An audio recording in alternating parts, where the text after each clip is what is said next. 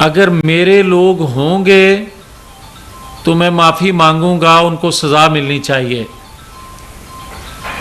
तो सबसे पहले तो मैं ये पूछना चाहता हूँ कि खुद मौसूफ 2014 से क्या पुलिस वैन पे हमला समेत पीटीवी पे हमला करवाने वाले, असेंबली पे हमला करवाने वाले, प्राइम मिनिस्टर को गिरेबान से खींच के बाहर निकालने का ऐलान करने वाले और ननकाना साहब में इसी के स्टेज पे खड़े शेख रशीद जब ये कह रहे थे कि मार दो, मर जाओ, जलाओ, छोड़ेंगे नहीं, ये कान बंद करके, आंखें बंद करके सुन रहे थे।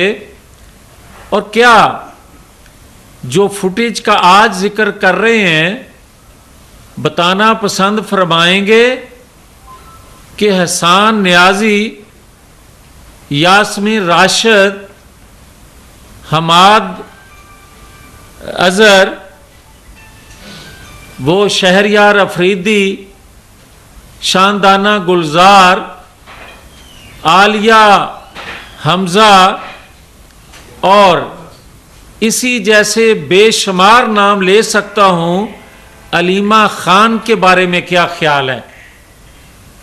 तो आपने कोई एक्शन अगर लिया है, तुम तो ये कहते हो कि भाई हमने जीएचक्यू के बाहर मुजाहरा करने का कहा था, आपने खुद ये बात की थी कि मुझे अगर रेंजर गिरफ्तार करेगी, फौज गिरफ्तार करेगी तो लोग जवाब भी उसी को देंगे। तो क्या नवाज शरीफ को और दीगर लोगों को कितनी दफा रेंजर ने गिरफ्तार किया? मैं आपके सामने बैठा हूं, मुझे कई दफा रेंजर ने गिरफ्तार किया और इसने करवाया अपने दौर में भी। क्या हमने कभी अदारों पे हमला करने की बात की थी या रिएक्शन इस तरह का आया था? और जुल्फकार अली भुट्टो की फांसी सब जानते हैं कि किसकी मर्जी से फैसला देने वालों ने दिया था। सब जानते हैं नवाज शरीफ को 2017 में किसके कहने पे नाअहल करवाया गया था। क्या किसी ने हमले की मंसूबाबंदी की? और क्या कोई आज ये बताएगा कि माफी एक जराइम की बड़ी लिस्ट, एक जराइम का बड़ा घिनौना, एक ऐसा शख्स जिसके नामा-ए-माल में एक माफी नहीं। आप बताओ कि 2014 में जो जलाओ घराओ का सिलसिला तुमने शुरू किया था, वो अलग बात है कि उस वक्त सरपरस्ती करने वाले कोई और थे, और यह भी अलग बात है कि 9 मई किसकी सहूलतकारी से हुआ था।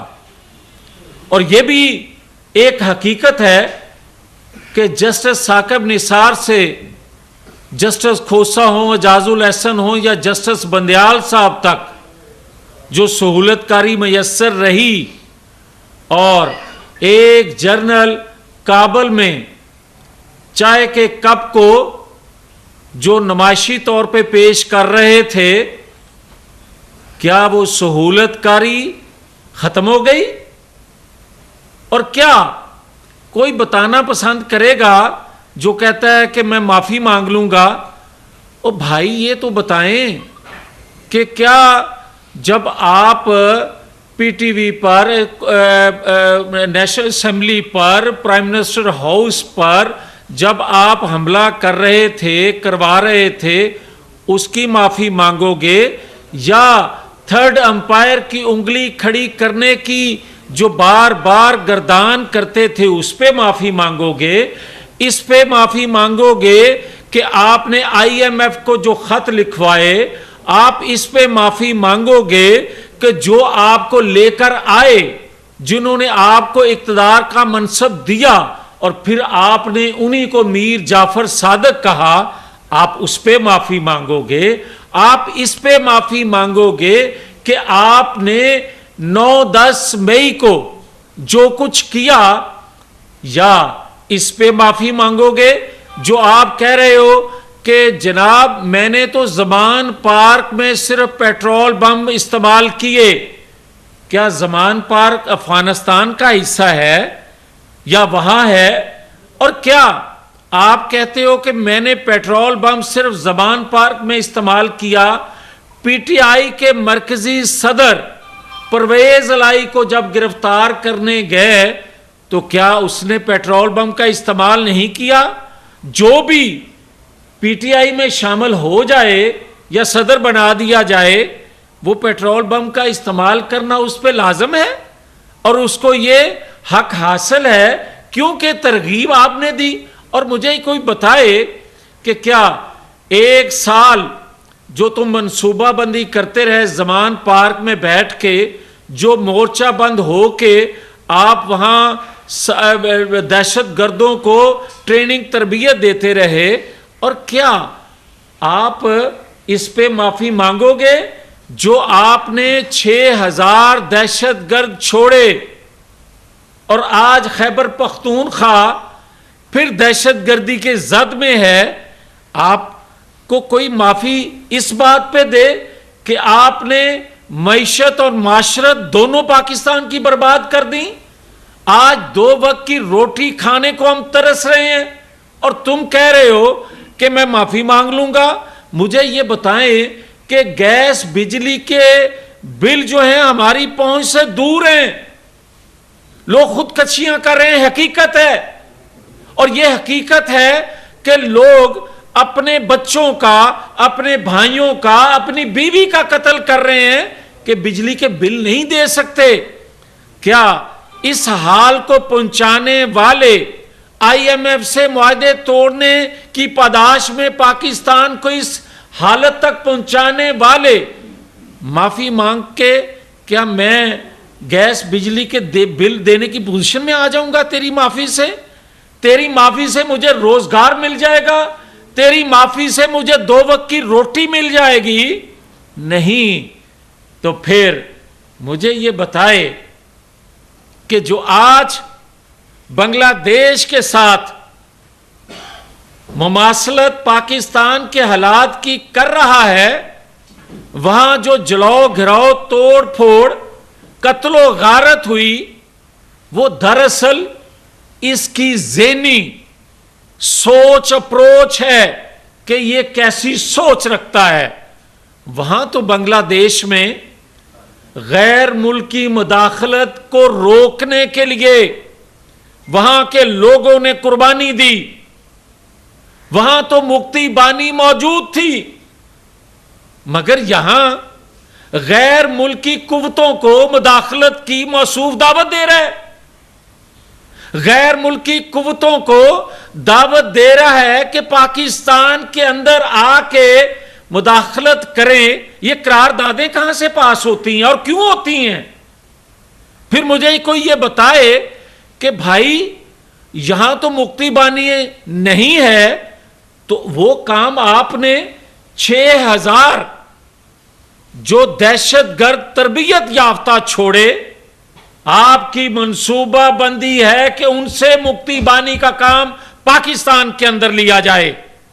और अगर ये कहता है कि जनाब पाकिस्तान में कुछ बड़ा होने वाला है, तो कुछ बड़ा अगर बड़े नहीं सोचेंगे, बड़े अदारे पॉलिसी साज नहीं देखेंगे कि आज तक साकिब निसार से जस्टिस बंदयाल साहब तक का नेटवर्क और जनरल फैज से वो सहूलतकार जो 9-10 मई को सहूलतकारी इसको मैसर करते रहे, और फिर अगर ये कहता है कि मुझे कोई वीडियो कोई दिखाई जाए तो मैं उससे अंदाजा करूंगा, अदारा मुझे इन्वेस्टिगेट करके बताए कि ऐसा वाकया हुआ है भी नहीं,